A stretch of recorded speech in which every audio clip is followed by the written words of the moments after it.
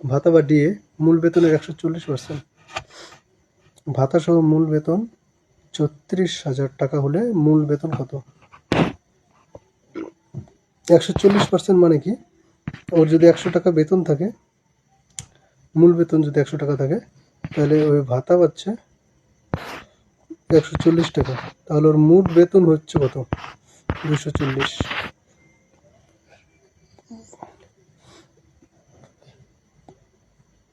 তাহলে আমাদের এখানে বলেছে 240, এটা হচ্ছে 36,000-এর সমতুল্য, তাহলে 100-এর সমতুল্য কত হবে এখান থেকে আমাদের বের করতে হবে।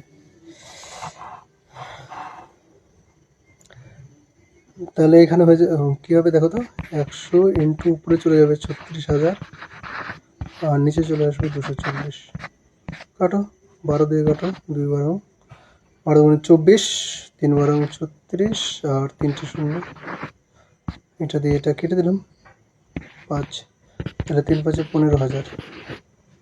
15,000 টাকা হচ্ছে মূল বেতন। অপশন নম্বর এ রাইট অ্যান্সার। এটা যদি শর্টকাটে করতে চাও তাহলে কী হবে বলো? শর্টকাটে দেখো, এটা কত গুণ? আড়াই গুণ। আড়াই গুণ কিনা?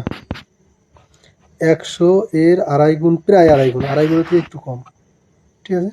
আড়াই গুণের থেকে একটু কম মানে আড়াই ভাগের 1 ভাগের থেকে একটু বেশি হবে, মানে আড়াই ভাগের 1 ভাগের থেকে একটু বেশি হবে, আড়াই, মোটামুটি আড়াই, ঠিক আছে? 36-এর অর্ধেক, 36কে যদি আড়াই দিয়ে ভাগ করি আমাদের কত আসবে সেটা বোঝার আগে 36-এর মোটামুটি অর্ধেক হচ্ছে 18,000, মানে অর্ধেকের থেকে একটু, অর্ধেক করলে কত হবে? 240-এর অর্ধেক হচ্ছে 120, আর এখানে চলে আসলাম অন্য কালে দিয়ে দেখেন, দেখো অর্ধেক হচ্ছে 120 আর এখানে আমাদের আছে 100। এই দুটো লিঙ্ক করার চেষ্টা করো, অঙ্ক শর্টকাট হয়ে যাবে। এই দুটো লিঙ্ক করার চেষ্টা করো, মানে অর্ধেকের থেকে একটু কম হবে, ঠিক আছে? তাহলে 18,000 থেকে অল্প একটু কম হবে। ধরো 16,000-এর যদি আমরা আড়াই গুণ করি তাহলে আমরা 16 গুণে 32 আর 8